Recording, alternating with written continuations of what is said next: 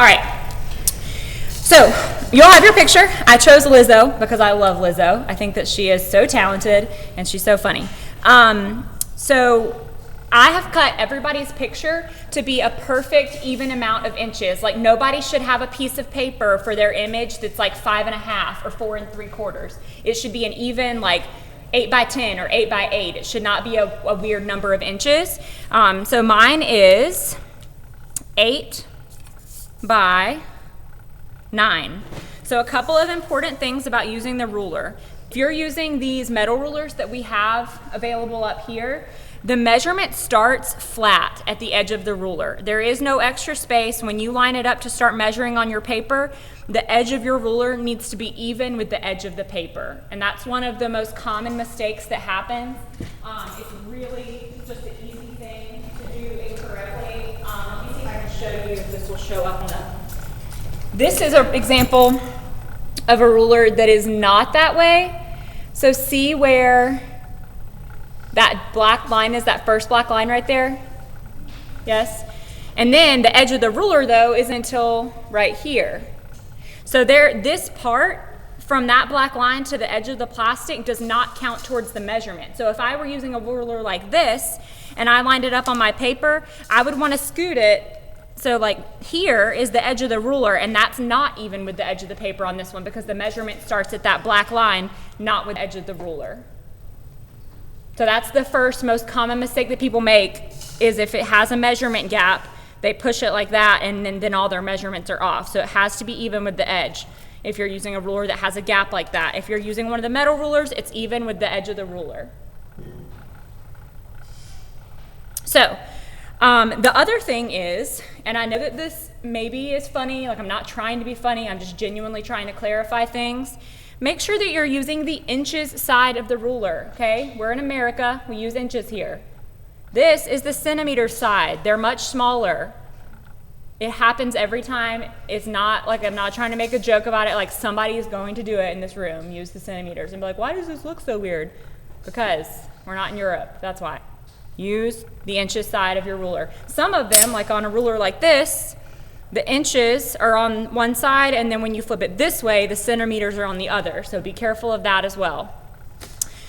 All right, the last thing that you need to know just about general using the ruler is where the line marks are for the measurements. We only need to be dealing with inches. We're not dealing with 1.5 inches. We're not dealing with 1 3/4 inches. We're only dealing with inches. So when we look at the ruler, the line that designates the inch is this longest line that's close to the number. So that's 1, that longest line next to the 1, that's the inch. Same thing with 2. The longest line next to the 2, that's 2 inches. It's not the one that's right above it. That can be very misleading. That's probably the most common mistake, is that people think, oh, well, that's the number and that line is above it, so that must be the measurement. That's not what it is. It's the longest line that's next to it. That would be the same thing on this ruler. There's the number, and it's that longest line next to the number. So make sure you're paying attention to that, because that will make your measurements be off as well.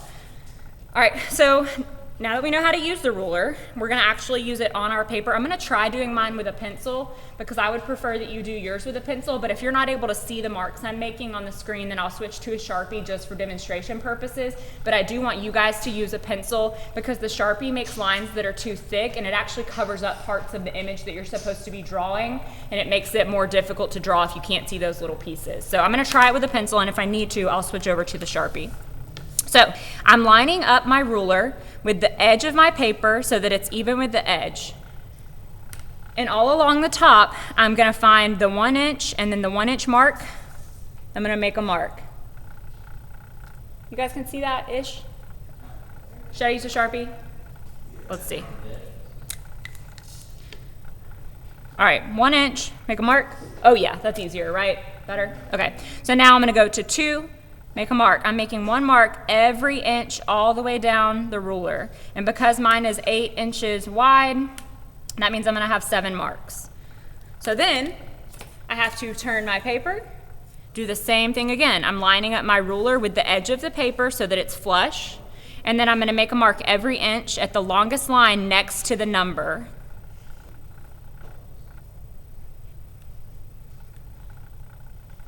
All right. Turn my paper. Now, we have to do them on corresponding sides. So like I did them on the top already, but I also have to do them on the bottom. You cannot, I do not care like how you think you can guess and that you're just really, really good at guessing. Do not try to guess this. You have to draw the lines on the other side to connect them to, because if you don't, you're gonna end up with like, okay, it's a little narrower here, then my ruler's not perfectly straight, and they're gonna be really wonky. And that means your grid squares won't be the same size and the technique won't work. The grid squares have to be precise and exactly the same size. So you have to draw the grid, the measurement lines on both sides of your paper. So now that I did it on the top already, I'm gonna switch and do it on the bottom.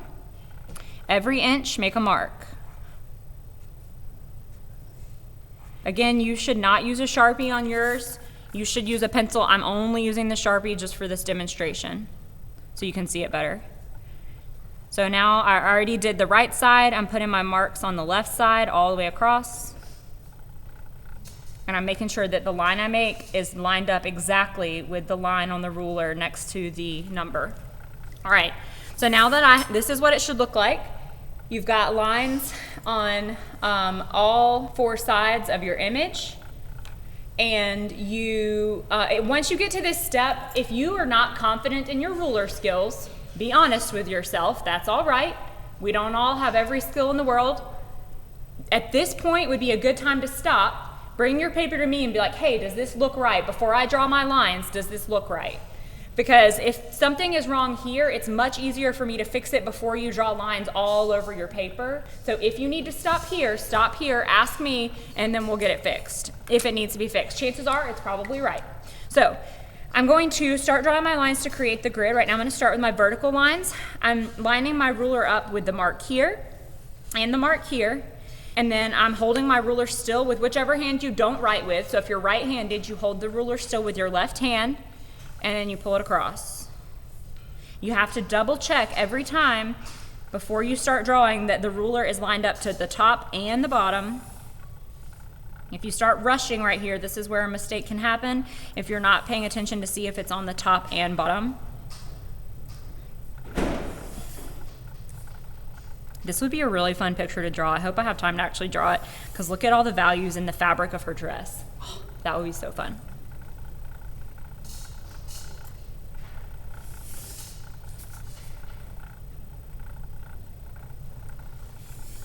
All right.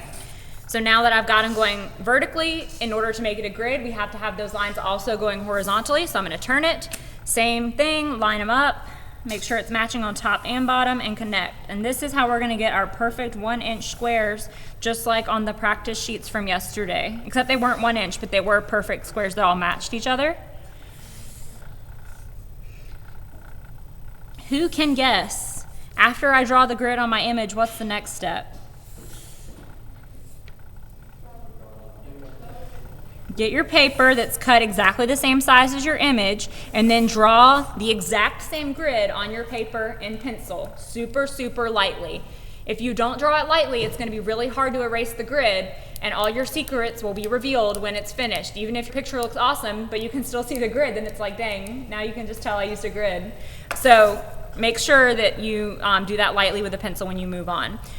When you get ready for your paper, I'm going to cut that for you because everybody has different size images almost. So I have to cut them on an individual basis. So I'll call you up by table and you'll say, okay, I need a 8x9 is what I would say. And the way to know that is if you've already done your grid on your paper, all you have to do is count your squares. 1, 2, 3, 4, 5, 6, 7, 8 by 1, 2, 3, 4, 5, 6, 7, 8, 9. So I know that's 8x9 because those squares are inches.